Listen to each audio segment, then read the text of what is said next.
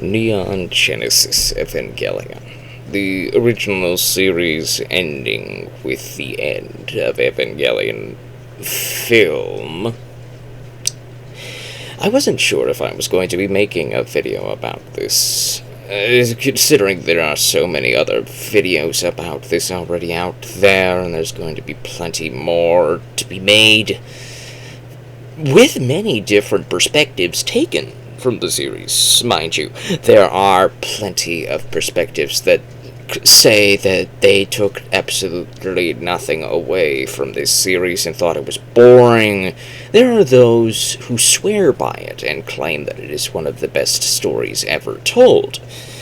And there are others who just find it completely disappointing. I am in the middle somewhere. Maybe. Do I love it? Do I hate it? No. But let me explain. I came into Neon Genesis Evangelion late. This series, was made in the early to mid-90s and came to America in the late 90s, to my knowledge. So it's been a while. It's been around for a while, and many things that I have experienced came out after this show's creation, to which you might wonder if this was the inspirational focal point to which all other things rippled out into, and it may be correct. For example, one of them being one of my favorite trilogies, one of my favorite stories ever told, Xenosaga. I have here the third copy out. I didn't feel like pulling the other ones out. But this is a complete copy of Xenosaga. Oh, here's the first one. And the second one's somewhere else. But yeah, it is a complete and box copy of Xenosaga 3. It is a very good trilogy. The story is based heavily in theology and philosophy.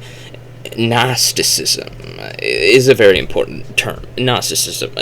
Let's pull out our little handy-dandy little notepad here and write down what that word actually might mean.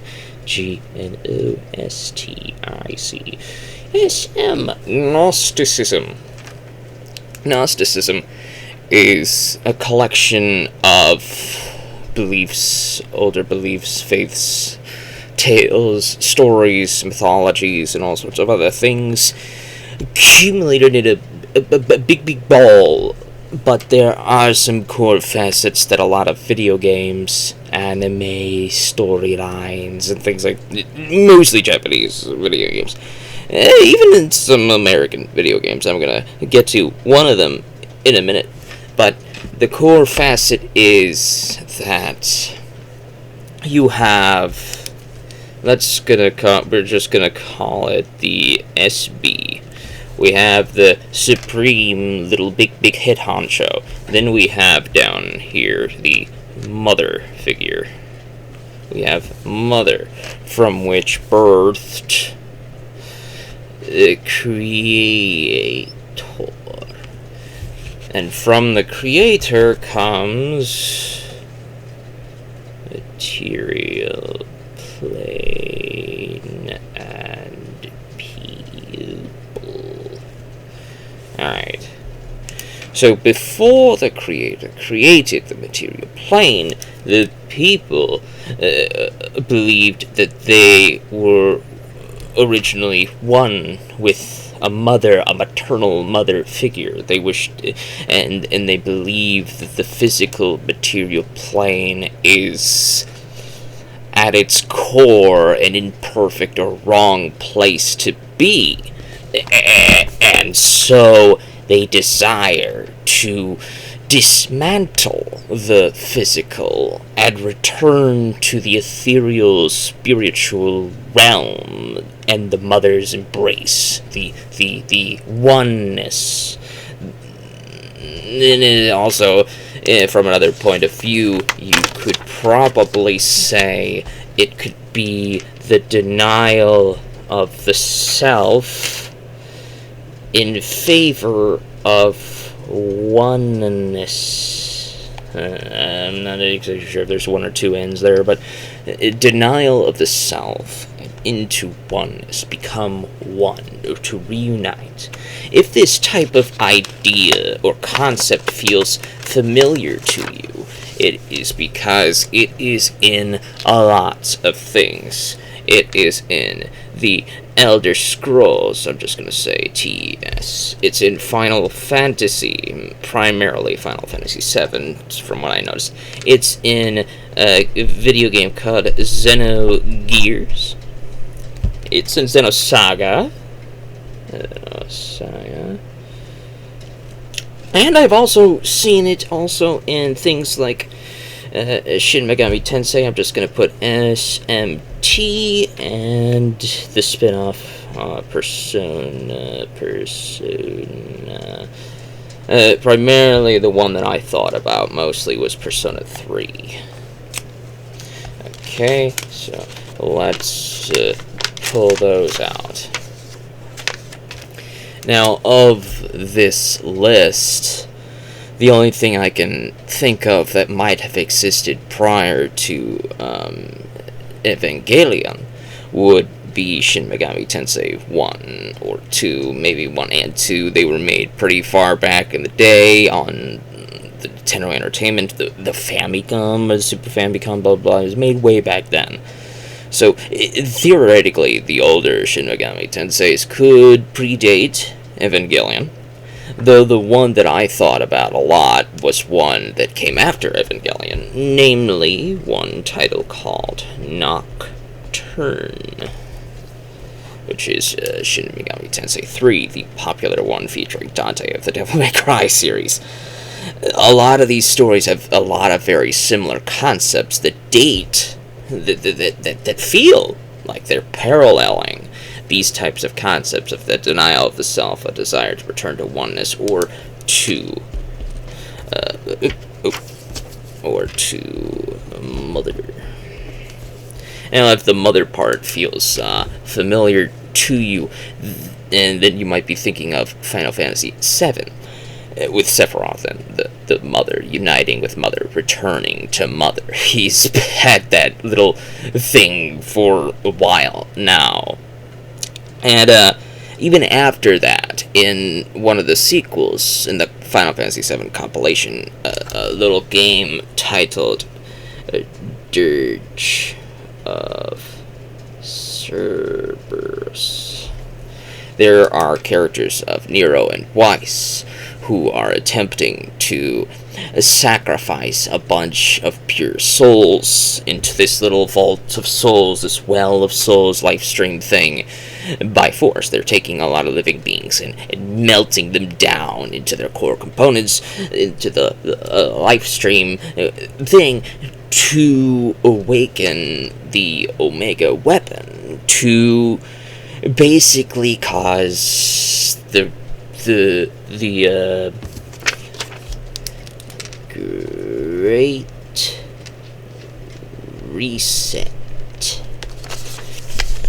So they're attempting to cause the Great Reset, and hopefully this reset is in a more positive light. They attempt to control this Great Reset in some capacity, to make their own beginning, their own world, their own ending, so as to say. And that has core facets and a lot of other things. For example, in the Elder Scrolls, I saw this in the Elder Scrolls as well, the High Elves, the Altimer, I forget which one is which half the time. One descends from one. But the High Elves, they also believe that their ancestors were the deities, the Aedra and all that stuff. And they believe that they were tricked by Lorcan into creating the physical plane and binding their spiritual essences into physical bodies, thus making the immortal mortal, if you catch the meaning. And so they deny the physical plane, they deny the material world, and seek to dismantle it to return to their ethereal spiritual component, their original selves. So you could see the roots in that. You saw the roots in Dirge of Cerberus. Xenogears is a little bit more complicated. I don't want to spoil too much about that because that's a game that you really need to play. You really need to play. It's one of the best games ever made, in my personal opinion. Though the second disc is very disappointing because it was unfinished, it was rushed, it was way too ambitious. Ironically, the Xenogears original concept design story was going to be the original concept design for Final Fantasy VII, but the story was rejected for being a little bit too dark.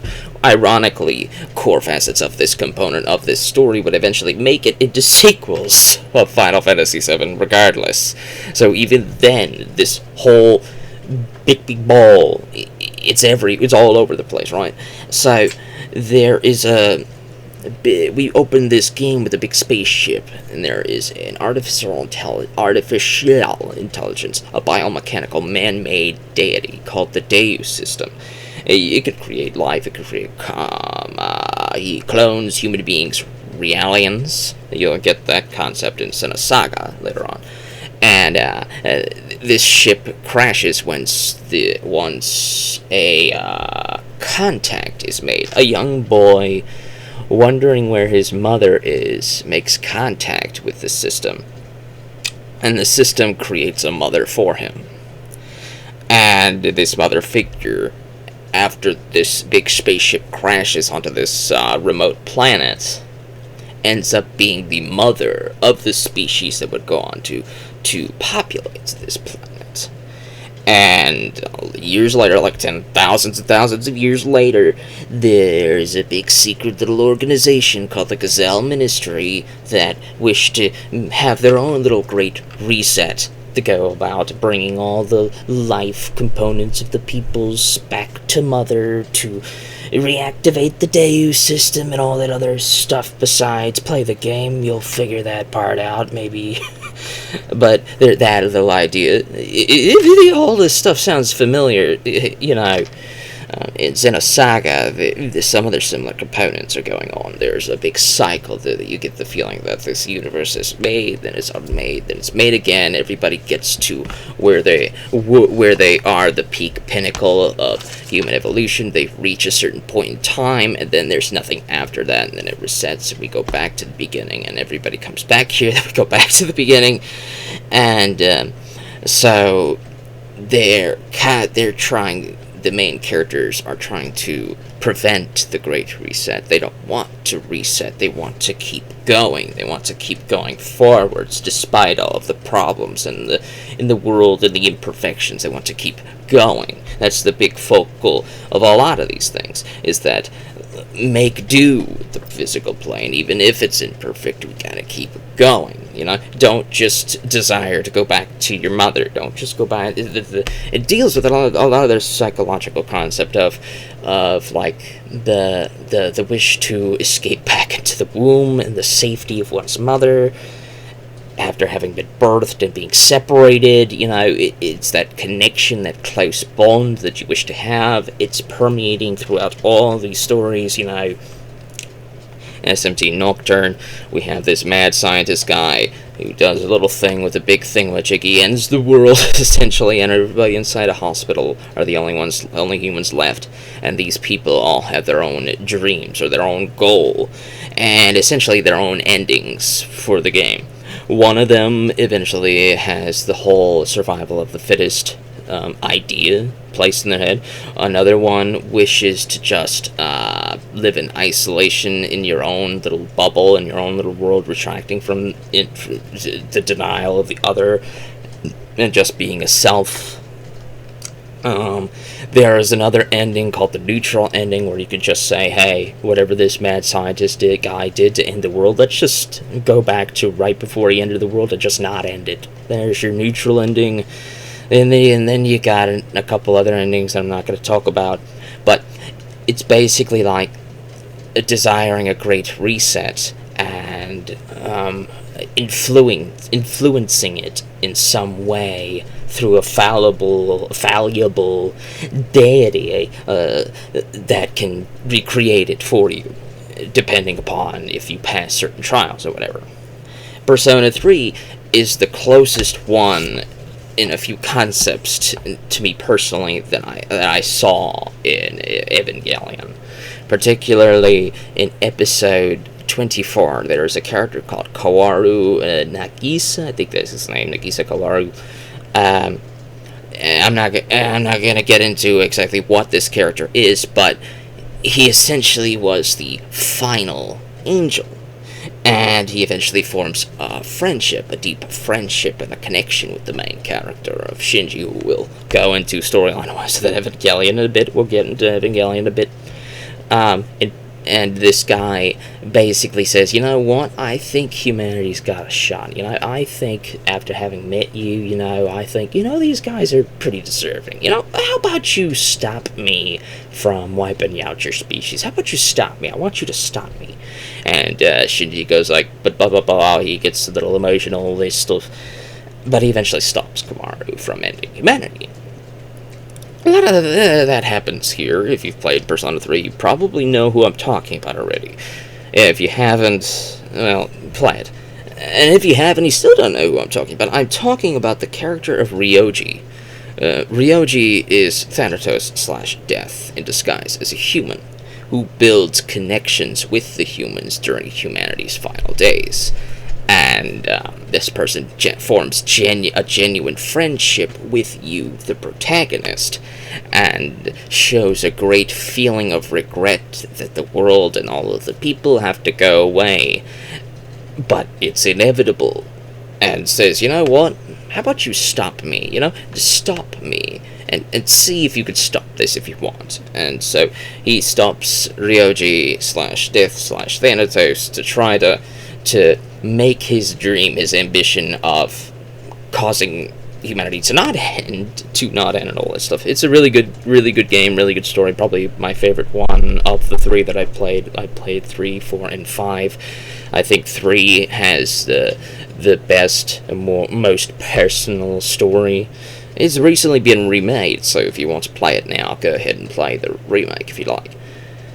But as you can see, the very similar concepts dating back to this little core concept, and it could just be coincidence, It could just be coincidence of a lot of these things, with the exception of these two, which definitely pulled from this regardless, and potentially this, because this came from this originally. Outside of that, it could just be coincidence, but Shin Megami Tensei / its spin-off with Persona do pull from a lot of faiths and theologies. And from their perspective, from the Japanese perspective, they utilize these stories from an atheistic point of view, from a fictional storytelling point of view. So it's not like they're trying to say that all these things are the way the world is. They're using it from a fictional point of view, if that makes sense. So don't take it personally, regardless of what you believe in. They're not trying to say anything's real or not. It's just a story. So now we get into Evangelion and why I felt the need to make a video about it. Why, right? We open with a story that seems pretty generic at the start. It's just a kid that gets into a robot and fights a bunch of bad guys, and it feels a bit more Monster of the Week as we go along. With each subsequent episode, we fight another big bad guy, and another big bad guy, until we get to roughly around episodes, I think, 14 or 15, when the big bad guys start to show up more infrequently, and we get to spend a little bit more time with characters. And the focus on the character is more of what this story is trying to do, and less focus on the big bad robot in the background. It's less about those and more about the characters. Although, considering all of the interpretations and all of the various perspectives that this show has, people love it, people hate it, people find it boring, people think it's the best story ever told. Clearly, personal interpretation plays a major role in this story. You have connections with these characters depending upon who you are as a person, which is, I think, pretty good storytelling perspective. You could either connect with the Rei character, you could connect with the Shinji character, you could connect with the Asuka character, you could connect with Dr. Akari, you could connect with the Masato character, you could connect with Blondie Doctor, whose name I keep forgetting. There's a lot of character going on in here, though it doesn't really tell you half the time with a bunch of these people. And you may need, I don't know if you need a psychological background to figure this stuff out. So I thought it was pretty plain to see, so you may not need that type of background to figure all this stuff out. It may help, but clearly a lot of these characters have surface level problems that delve deep down into their psyche. For example, Shinji is a character who was abandoned by his father, who didn't really receive love from his father. His mother died when he was very young, and all the newspapers claimed that his father did it, though he was never really convicted for it. All this sorts of sciencey, wyancy stuff in the background going on, but we're focusing more on his character, his mental perspective, his emotional perspective. This is a character that is starved for emotional contact, for positive emotional contact, for positive feedback. It's like his entire reason for being in this story is to be treated well, to be looked at fondly, to be praised. This kid is so starved for contact that because he hasn't received so much of that. And then there's a lot of unhealthy relationships that this kid ends up being formed into, such as with the Asuka character, the redhead here. Shinji forms a sort of tentative bond with this character. Both of them are very emotionally scarred in their own ways, but they express themselves in very different ways. This kid expects to be treated poorly. He expects people to find disappointment in him. He expects people to think that he's useless because he himself feels that he is. Which is why he is so surprised at the start of the show when people are saying that he has to do this thing that's very important, that he is an important person, because he himself doesn't feel important. He himself doesn't feel like he doesn't feel like he's the main character. He is the Gohan before Piccolo trained him, basically.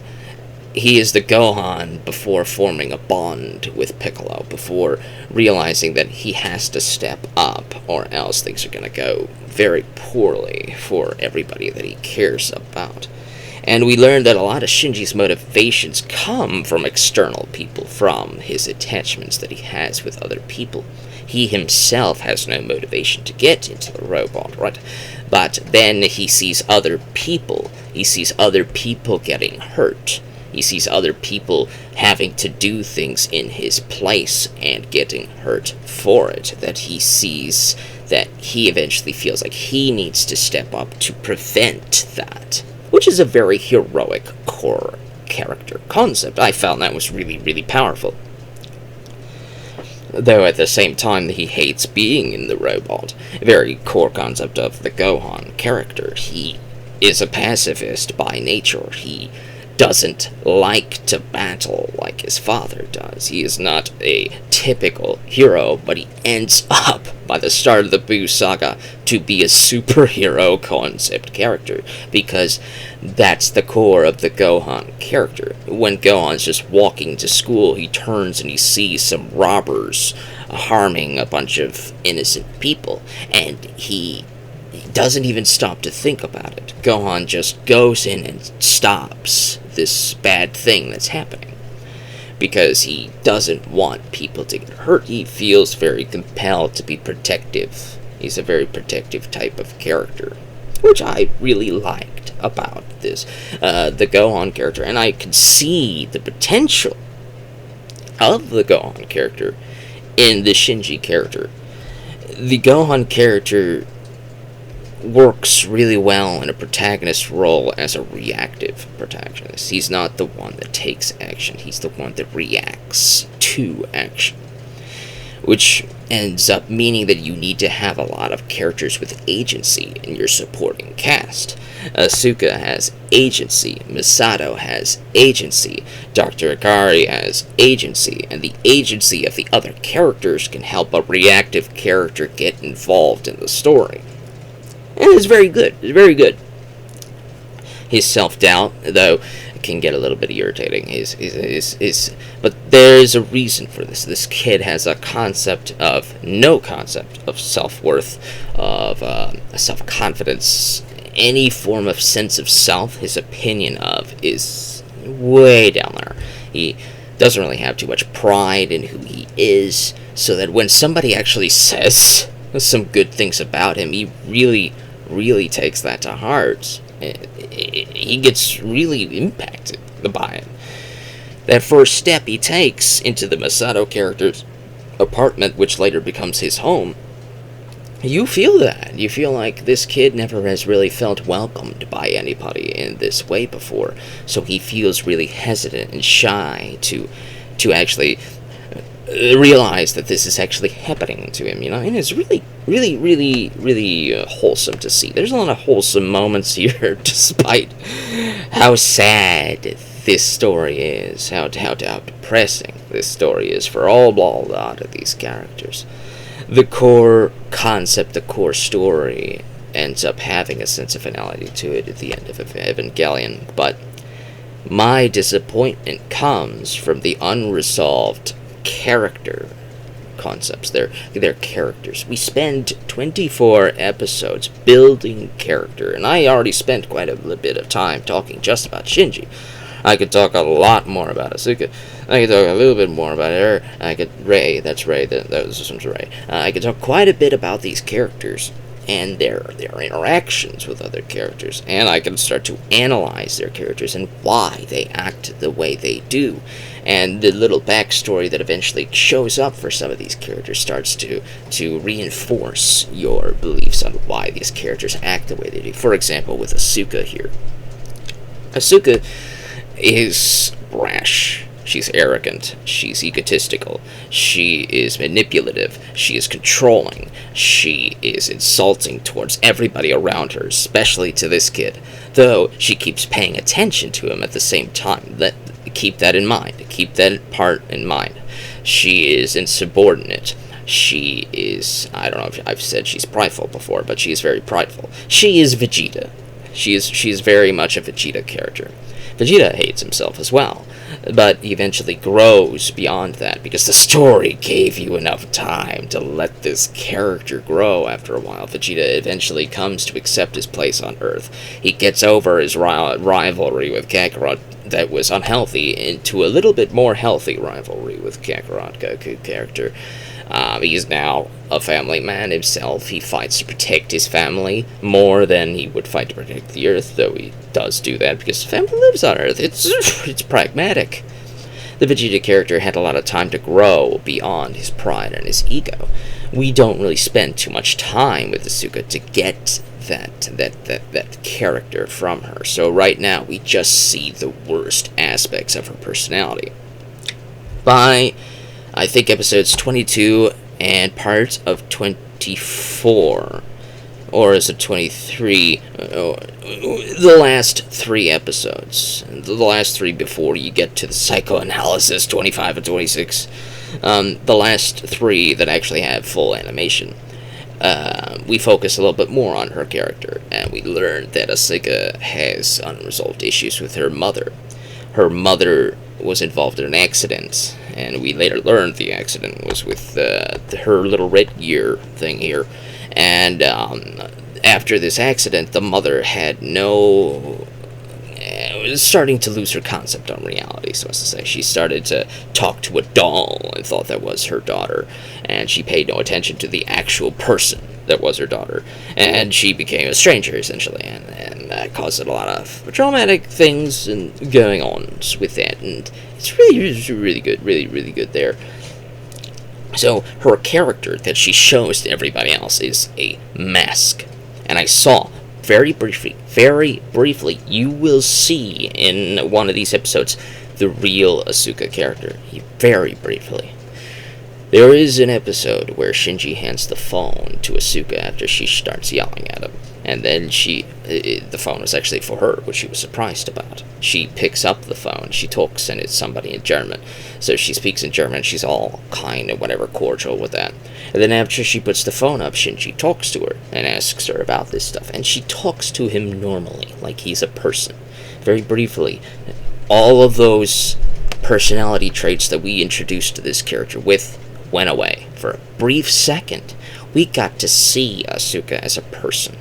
We got to see her as a person, It was amazing. It was fantastic. That was a likable person underneath all of that unlikability. It takes time to see through all of that crap that she shows externally, That was a very it was a very unlikable character. Would you see that it was a mask? It was all a mask.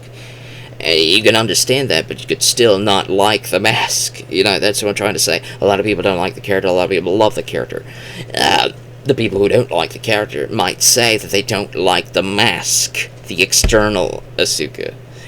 They may notice that there's somebody underneath that, but they could still acknowledge that the mask, they don't like it. They don't like that person. This is a fake person, And she is very much her own worst enemy. She really could have it all from a certain point of view, from like positive stuff, positive fulfillment, positive affection, all that stuff. But the ancient and age-old karmic rule of do unto others as you would have done unto you plays into effect. Her isolation is self-induced. Her loneliness is self-induced because she herself is the one who is pushing away the people who would otherwise have been in her life, if that makes sense. She treats Shinji horribly, and yet she continues to pay attention to him. She treats Rei horribly, and yet she continues to pay attention to him. She treats Misato even with disrespect, despite living under her roof. And that is even another type of character dynamic going on, right? It's very good dynamic-wise. You spend so much time with these characters that the ending just... I'm going to talk about that in a bit. But for right now, this mask that she puts on, how she lashes out at everybody in the world, we eventually see that start to crumble, and she starts shouting that she hates everybody, but most importantly, she hates herself. Which probably means that all of this meanness, all of this rudeness that she does to everybody probably implies that she doesn't feel like she deserves positive feedback, even though that's what she wants. It's really good stuff there. She also has abandonment issues, probably because her mother abandoned her. She is afraid of getting close to people, though desiring that closeness to people all at the same time. She is afraid of getting close to people because sometimes those attachments can break apart, and she is afraid of that. She is afraid of people leaving her. But what she ends up doing, which is probably a unconscious, is an unwanted results of her attempts at protecting herself, is that she will never get those positive connections that she so truly desires. She perpetuates her own loneliness through her own actions to protect herself from pain. It's positive, really, really powerful writing there. It's really good. Even though I don't like the characters, I don't like her shrewish behavior. I can appreciate the character that exists under that mask, and I wanted to see more of that character under that mask. I wanted to see her shed that mask to become the real her, the real Asuka, the real person that can talk to people without insulting them every 3 seconds, the person that can actually form an actual bond with people.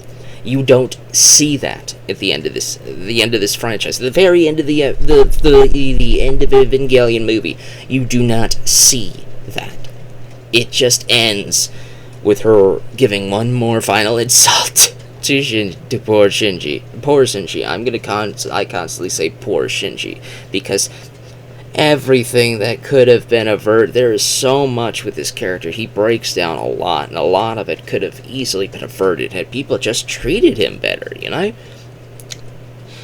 And there is some really unhealthy bonds here. Shinji just accepts his poor treatment from Asuka because that's the type of treatment that he expects from people, And from her, he just expects that he doesn't really know how to be treated positively, because no, very few people have.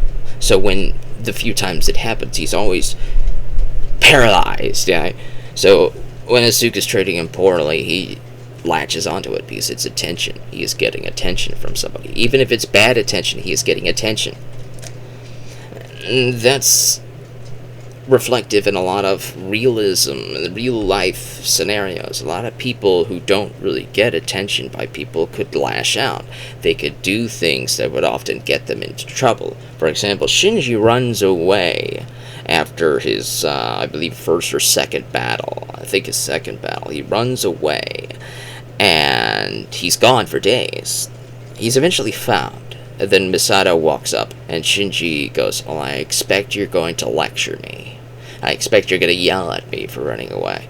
And you almost get the feeling that he wants that. He wants to be lectured. He wants to be yelled at, because that would imply that somebody cared about where he went, cared about what happened to him, worried about him. But then he just stops and says, "No, I don't think you will. Why should you? I don't mean anything to you," and all that stuff. And that, you could really feel those types of things from this character. And you could sympathize with that. You know, this guy is so starved for any kind of attention that even the bad kind of attention, the type of attention that you would get from being yelled at, is still at least something. At least somebody is acknowledging his existence, which is very sad. You know, it's very sad, because you, as the viewer, want to look at this character and say, you know what, I don't want this kid to get so much bad attention. I want this kid to get some positive attention, some positive feedback, some positive emotional upliftingness, you know. And then you look at the guy who's probably at the heart of all of Shinji's issues, Dr. Akari, his father, the head of this little sci-fi organization that feels like the backdrop, the backstory to all these core personalities and core character interactions. It feels like the backdrop to all of that. The sci-fi stuff that does actually get resolved in the end of Evangelion, that felt like the B plot to me, because all these characters and all their interactions were the more in-your-face stuff. It was a more personal story. So even though all of this stuff gets resolved, it gets answered, most of the core interactions don't. We get a few. In the end of Evangelion movie, we get Asuka realizing and reconciling the love of her mother, and realizing the whole, there's some sci-fi stuff going on here now.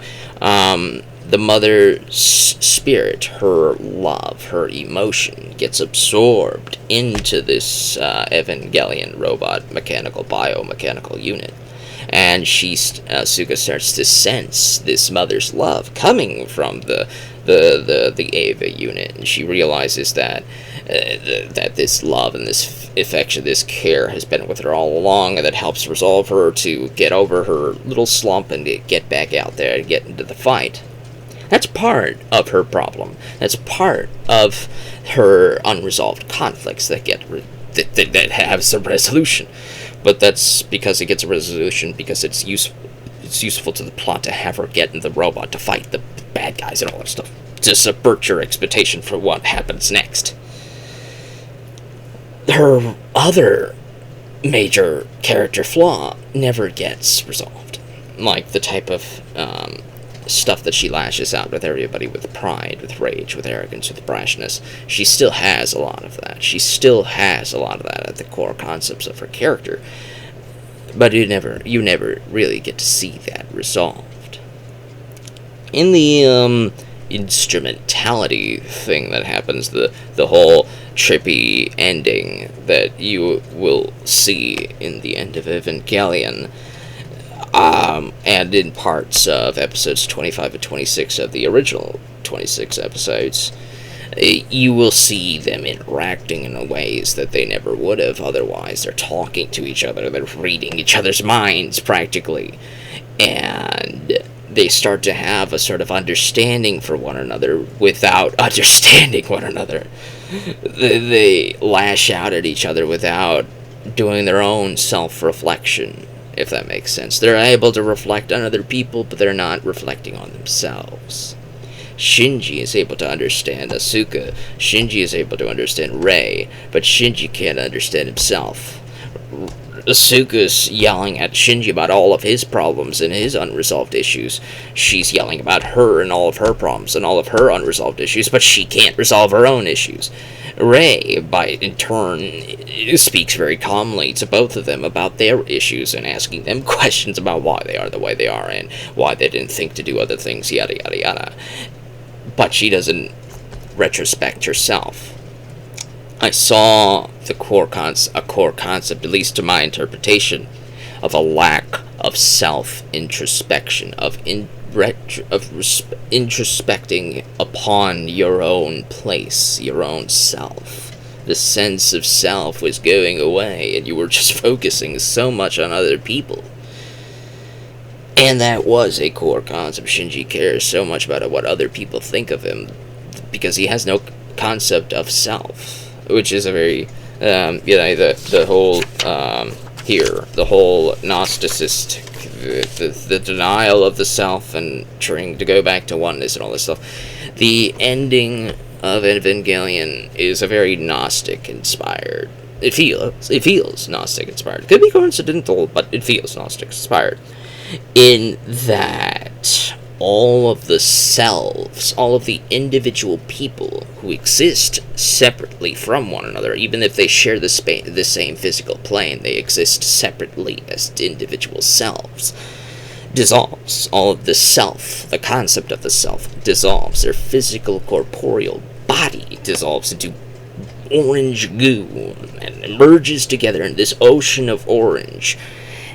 And you eventually learn at the end from Rei, or whatever's taking Rei's form, that they have all come into a state of being where nobody knows where one begins and the other ends.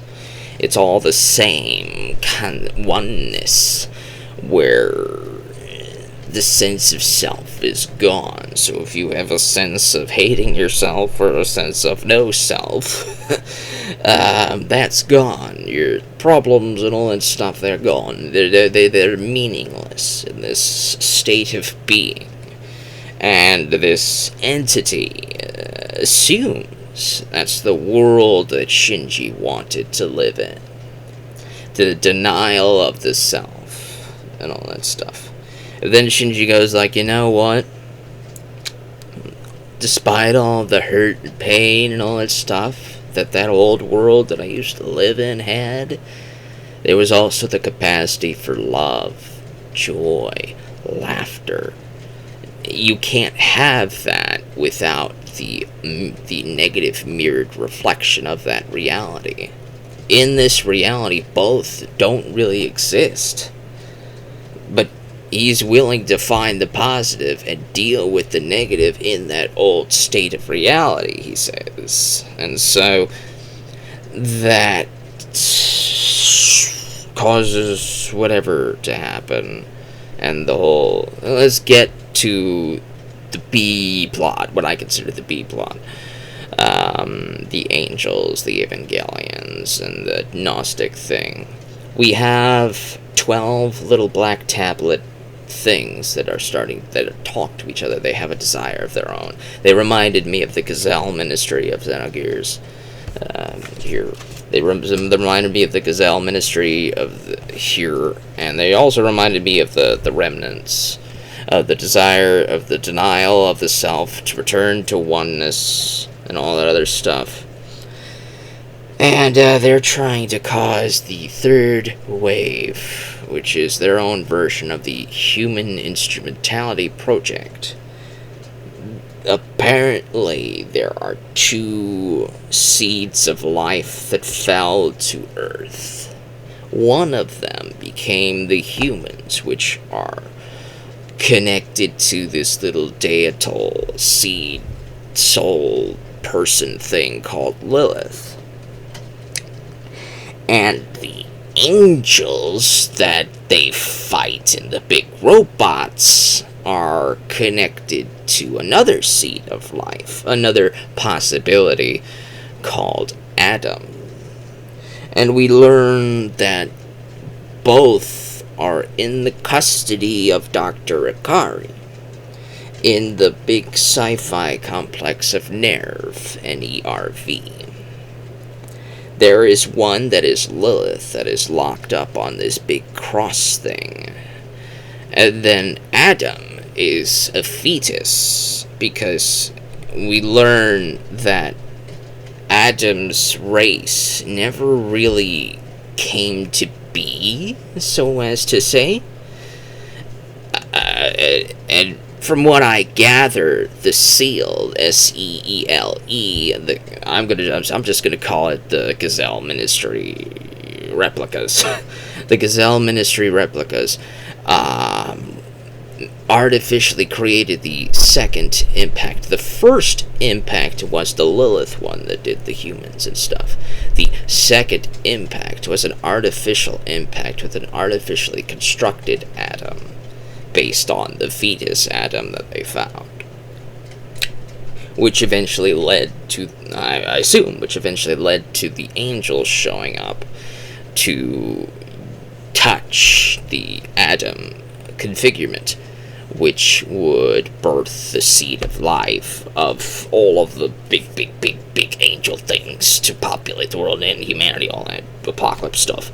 And apparently, at least for now, Dr. Ikari, Nerve, and the Gazelle Ministry Seal people, the Black Tablet people, want the angels to not win, because they want to recreate the prophecy that was described in the Dead Sea Scrolls. Now, the Dead Sea Scrolls, depending upon the point of view, could be non-canon Christian symbolism, non-canon Judaistic symbolism, or Gnostic symbolism.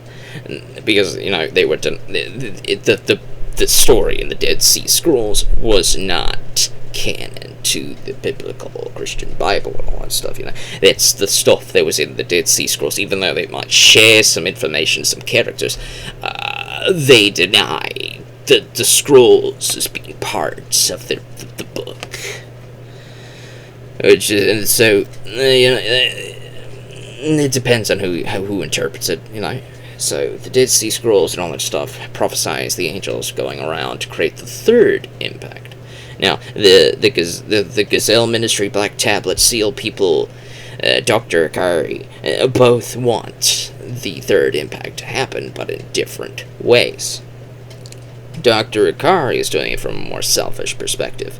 He wishes to unite with his departed wife, the mother of Shinji, in the big purple robot, merge with the Adam and Lilith seeds of life to create his own paradise, become his own deity, so as to say, with him, Dr. Ikari, at the focal center of that reality. And Rei denies Dr. Ikari and goes to Shinji instead. So Dr. Ikari's plan of being the one to create the reality is instead given to Shinji, where he's now the one that gets to decide what happens next, so as to say. And I guess he decides on the self, the concept of the self. Because in one of the earlier episodes, not the earlier episodes, but in one of the later episodes, Shinji attacks one of the angels and goes into big bad berserk mode, because the robot ran out of time, the 5-minute timer. Then the robot ran out of time and it goes into powered off mode, and then the big bad guy's still around beating him up, and Shinji goes like, move, we need to do the beat the bad guy thing.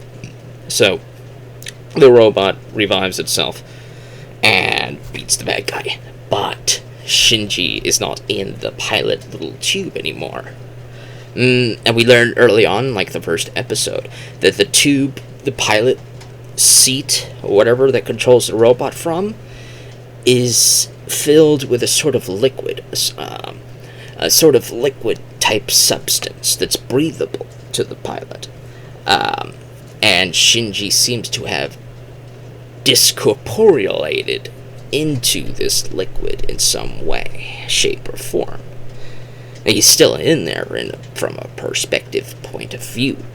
And then we get a bunch of psycho, trippy scenes of Shinji eventually accepting reality again and recorporealizing.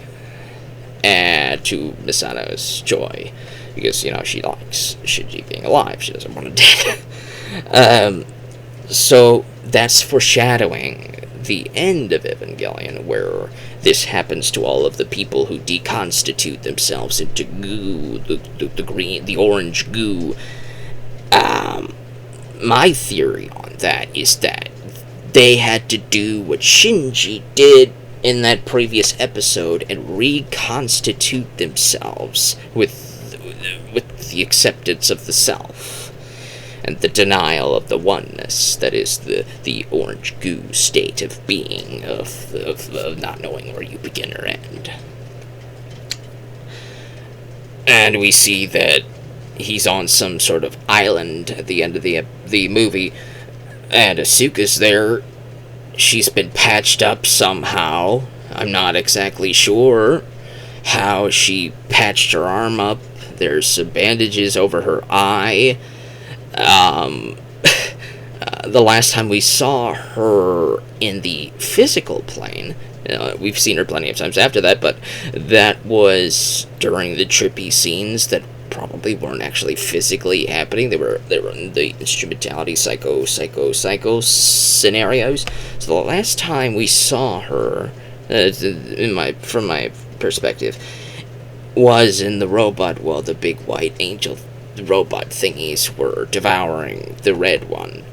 And she essentially had her arms split in half and her eyes gone. And now we see that her arm's been patched up and her eye's been patched up. Where did the med kits come from? Where did the bandages come from?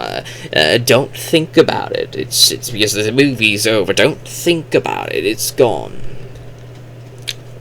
There's a lot of other symbolism and allegory, all peppered throughout Evangelion. There's so much allegory and symbolism, from reality symbolism to theological symbolism to sexual symbolism. There's some dark stuff at the heart of the symbolism, where if you try to look any deeper than what's just happening on the screen, you could enter a very bad place depending upon your own state of being. For example, there is a scene in, I believe it was episode 22, where one of the last angels sends a beam of light at Asuka and basically invades her mind, forcefully invades her space, forcing her to relive all of her past traumas in a sort of violation. And if you don't get the symbolism going on there, the allegorical sexual connotations from that, and the trauma an event like that could create in somebody, yeah.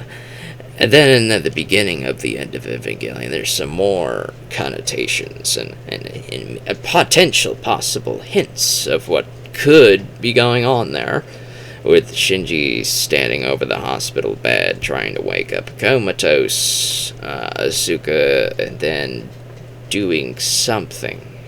Now, I'm not saying actually did what the violation part of what the beam of light symbolizes. He didn't do that, no. But there is some more symbolism of that type of connotation that I saw going on, and that could reflect why he says that he has hurt Asuka to Misato, It's all very deep, and sometimes you don't want to go that deep. Sometimes you just want the big giant robot story. I was watching the final disc, which the final disc on here is it just says Evangelion Death True Squared and the End of Evangelion, right? And there were two options on the menu to watch one, then the other. So I clicked Death True Squared, and then saw episode 25 and episode 26 title cards. So I thought, oh, is this just part of Death True or whatever? And then when we get to the ending on the island with the choking of Asuka and all that stuff, I thought, oh, well, is that how Death True ends? I can't wait to see how the end of Evangelion tackles all of this. But that was the end of Evangelion. The end of Evangelion was just two title cards of episodes 25 and episode 26, and then it ends the show, apparently, because my disc auto-played from Death True Squared into the end of Evangelion automatically. I don't even remember seeing a title card that says, this is the end of Evangelion, blah, blah, blah. I just saw episode 25, I was like, what, episode 25? Why is that showing episode 25? Whatever. But yeah, that's apparently what the movie was. It's just a redo of episodes 25 and 26 into a feature-length format. Well, whatever, it was a good film. It was a good ending to the B-plot, but, there's audience expectations, there's my expectation, where when Shinji finally gets into the robot, he shows up at the nick of time at the end of the day to save the day, and you think, oh man, is he gonna go berserk in that big purple robot and blow up all these other white robot guys? Is he gonna beat them all to a No, they immobilize him, and he goes up into the air, and a sort of cross symbolism, and a bunch of runes appear in the air from all of the 12 little white angel things, probably representing the Black Tablet Gang people, the Gazelle Ministry SEAL people. They're up in the sky, and the robots in orbit, and then we see Dr. Ikari taking Rei downstairs into the room where the big Lilith creature is. And he says, it's time for us to do our own instrumentality before the Gazelle SEAL Ministry people do their thing and all that stuff. And we learn that Rei is actually Lilith. And this is where the trippy stuff happens. In episode 24, we meet a character called Kaworu Nagisa. I mentioned him earlier when I was talking about Persona 3 with the connection with Ryoji. Kaworu is a human body artificially constructed with the soul of Adam, which was found in the fetus angel thingamajiggy, the fetus seed of life that never came about, the angels that never actually happened until they happened later, forcefully, man-made forcefully. So he has Adam's soul inside the human body constitution or whatever, and he's aware of his purpose and all that stuff as the seed of life thing. He's aware of his purpose, but then he forms a bond with Shinji, and I saw that bond and I go like, wow, to Shinji's perspective, this is probably the first person that has ever expressed genuine affection towards him in this way, and that's why he's so impacted. And you get the feeling that if Asuka ever dropped that shrewish mask of hers and started treating him this way, he'd probably fall head over heels for her. He'd probably fall to his knees to her right then and there. That's why I'm saying that Asuka is her own worst enemy, because it's right there, but she's the one not allowing herself to get what she wants.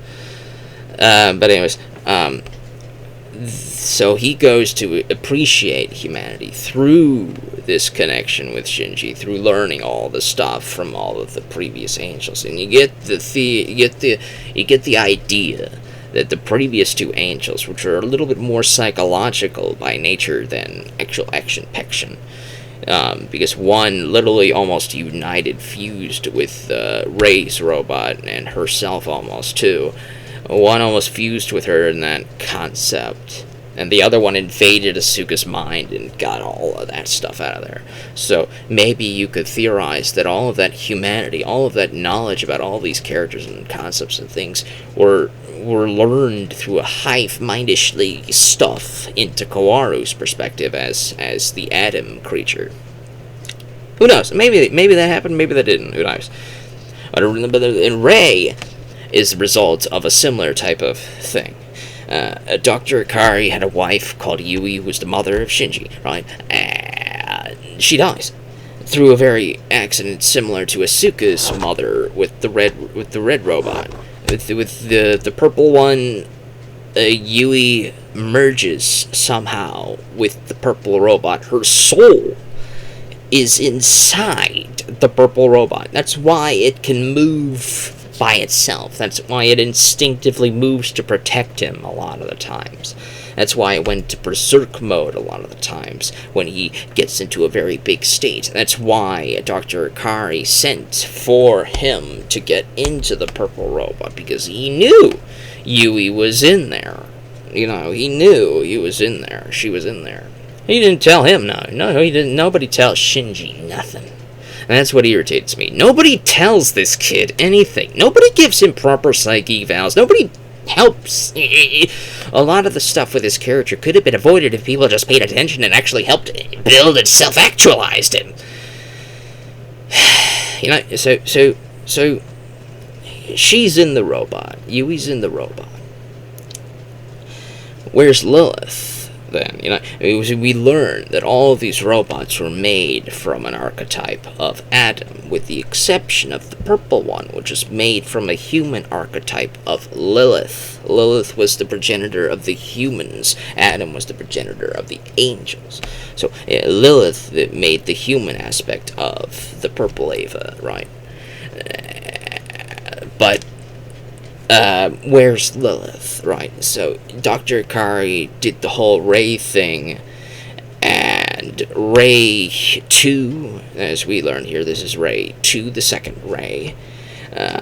This one has a soul, as we learn from Blondie Doctor, and this soul is Lilith, the soul of the angel on the cross, speared by the Longinus, whatever.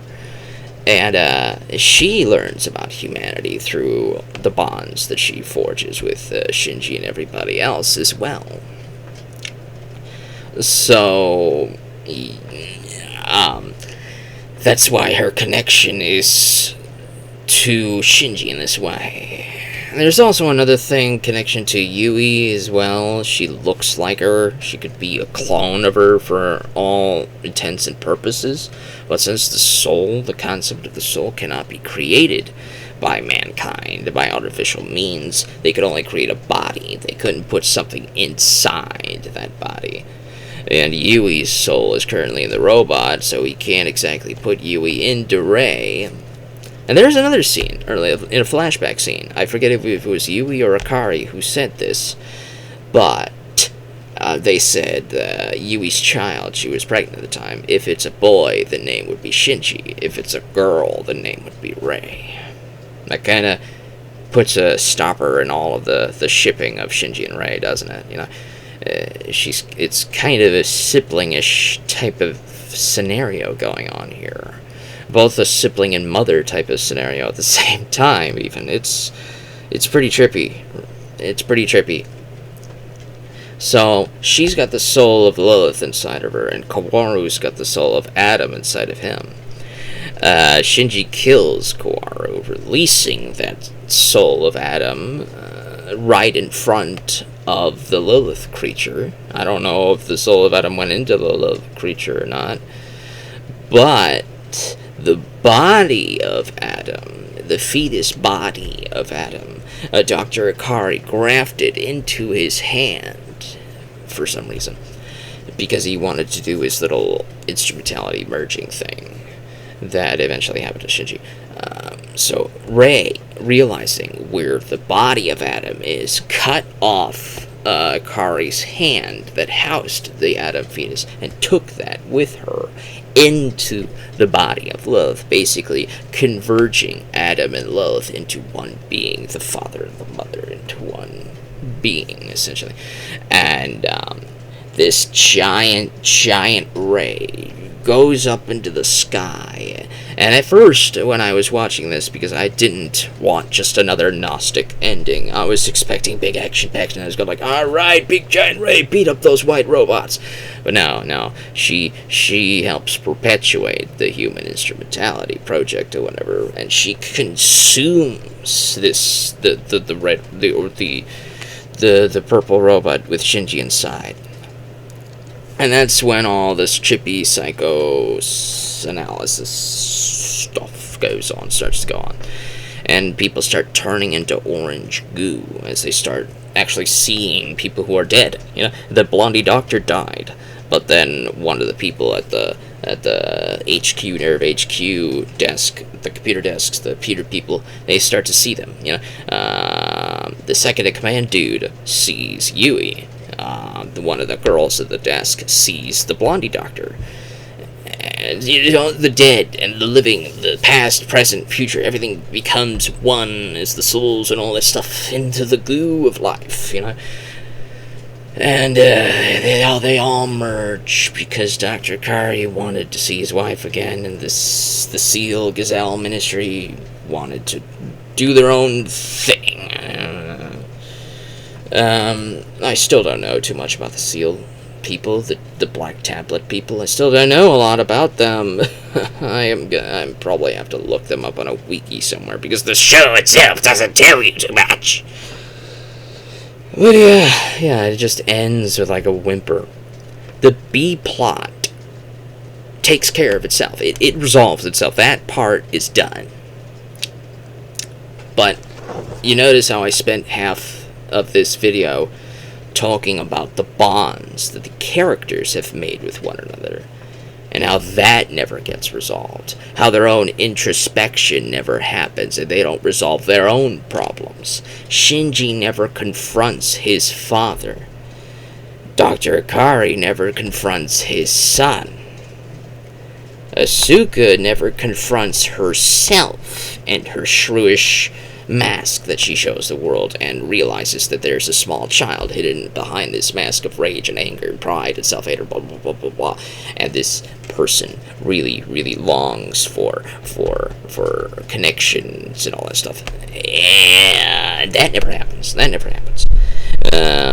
Shinji never resolves his stuff too much. He resolves parts of it, like the sense of self. He accepts the sense of self and the pain and suffering that could come with it, because he also wants the positive affections and the friendships that he has also made in these past 24 episodes, which is wholesome as heck to see. But everybody's dead. They're all orange goo now.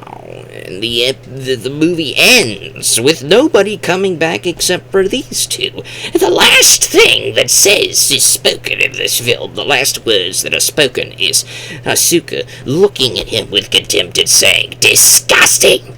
Cut to credits. Admittedly, he was trying to choke her, so maybe she found that disgusting. Who knows? But overall, is it the best science fiction story ever told? No. Is it the best Gnostic-inspired story ever told? No. Is it a good story? Yeah. Is it the best? No. Does it have a lot of good, relatable, personal, connecting characters interwoven around the first 24 episodes? Definitely. Absolutely. What irritates me, though, is that most of these conflicts and emotional issues never get resolved. I'm like, dude, you spent 24 episodes building all of this up. Resolve it! But it doesn't. But I did appreciate it. I did appreciate this anime, and I'm glad I was convinced to finally watch it. Now I gotta watch the 4 Rebirth movies, the remake, rebuild Evangelion movies. From my understanding, the first 2 films are just a retelling of the first 24 episodes, and then the second 2 films are completely new. It's not even stuff that the end of Evangelion movie. It's a completely different direction. So I'm actually looking forward to seeing that. But that's my thoughts on the original Evangelion series up to the end of Evangelion. Am I disappointed? Yes. Am I satisfied? Yes. Could it have been better? Yes. Are the characters well written? Yeah. Are they deep? Yeah. But do they get proper, or rather should I say... Sorry, I got called away there. But otherwise, I think I'm done here. I think I've said all I need to say. It could be better. The characters are very well written enough to make me want to know more. Enough to make me want to see a resolution for most of them that most of them don't get. Rei gets a satisfying resolution. She's good. She's fine. Dr. Kari, no. Shinji, no. Asuka, no. Misato, no. Blondie, more or less, she's fine. And there's even a Ryoji in this in this movie. There's even a Ryoji Kachi, or whatever his name is. And his resolution's fine. He's an excellent character. He's like the only guy who's mentally stable. So of course he's the first one to go, right? But was it worth the watch? Yeah. I'm gonna see what the rebuild of Evangelion is gonna hold, though. This is a long video, probably one of my longest, but I think it was worth saying what I need to say, because this show does have a lot of different perspectives, interpretations of what's going on. Is my interpretation correct? Is another person who thought this was boring correct? Is the person who loved this and thought it was the best story ever correct? Yes, to all of them, because your perspective is valid. If you think this is the best thing you've ever seen, then it is to you. If you think this is one of the most boring slogs you could have ever gone through, then it is to you. All of it is a yes to you for that particular specific answer, if that makes sense. Now, I'm done here. Watch it if you want, don't if you don't. And if you have watched it, hopefully I don't get lich mobbed.